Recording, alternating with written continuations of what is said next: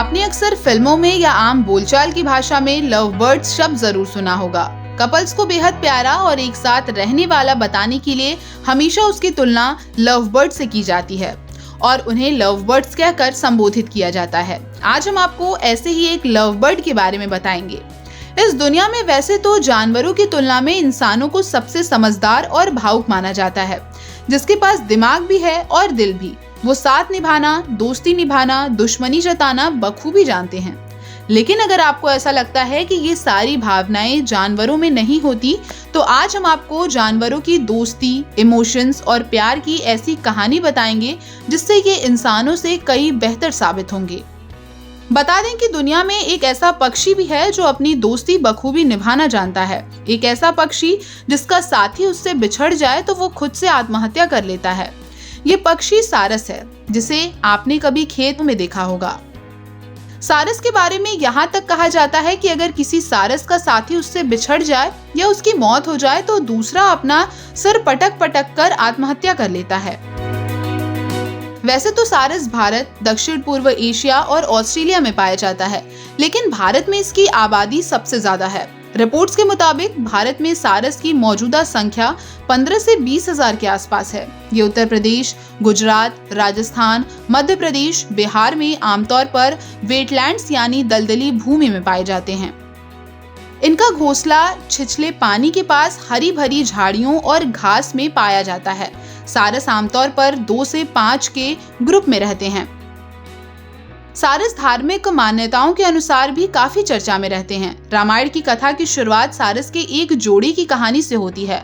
महर्षि वाल्मीकि कथा में इस प्यारे जोड़े को देख रहे होते हैं, तभी अचानक एक शिकारी तीर चलाकर एक सारस को अपना शिकार बना लेता है, जिसके बाद दूसरा सारस अपने साथी के बिछड़ने के दुख में अपने प्राण त्याग देता है। इस घटना के बाद महर्षि वाल्मीकि शिकारी को श्राप दे देता है। इतना ही नहीं, उत्तर प्रदेश, छत्तीसगढ़, तेलंगाना, उत्तराखंड और असम जैसे कुछ राज्यों में पाई जाने वाली गोंड जनजाति के लोग सारस को एक पवित्र पक्षी मानते हैं। गोंड जनजाति सारस पक्षी को 5 देवताओं के उपासक के रूप में पूजते हैं। सारस को प्रेम और समर्पण का प्रतीक भी माना जाता है। अपने जीवन काल में सारस जिसे एक बार अपना साथी बना लेते हैं, उसके साथ पूरा जीवन गुजारते हैं। भारत में इस पक्षी को दाम्पत्य प्रेम का प्रतीक माना जाता है। कई जगहों जैसे गुजरात में नवविवाहित जोड़ों के लिए सारस युगल का दर्शन करना एक जरूरी परंपरा होती है। सारस के जीवन को प्रेम के बिना अधूरा माना जाता है। सच मायनों में सारस जोड़ा प्रेम के बिना नहीं जी सकता। अपनी इस विशेषता के कारण इसे एक अच्छी सामाजिक स्थिति के अनुरूप देखा जाता है। जानकारी के मुताबिक दुर्लभ सारस की विभिन्न कारणों से मौत होने के मामले सामने आए हैं। पूरे विश्व में सारस की कुल 8 प्रजातियां हैं। इनमें से 4 भारत में मौजूद हैं। 5वीं प्रजाति साइबेरियन क्रेन भारत से 2002 में ही विलुप्त हो गई थी।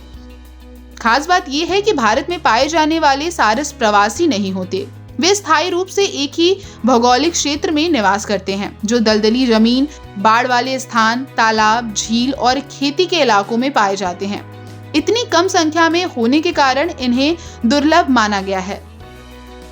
सारस क्रेन दुनिया का सबसे ऊंचा उड़ने वाला पक्षी है और इसे 2014 में उत्तर प्रदेश का राज्य पक्षी घोषित किया गया था।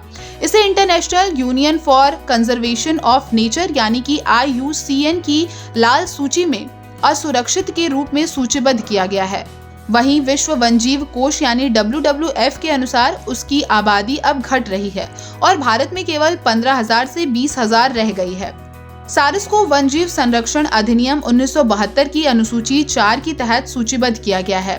बता दें कि अनुसूची 4 में सूचीबद्ध प्रजातियां संरक्षित हैं, लेकिन दंड बहुत कम है। तो आज के इस कार्यक्रम में बस इतना ही। मिलते हैं कुछ नई जानकारियों के साथ, तब तक मुझे दीजिए इजाजत। नमस्कार।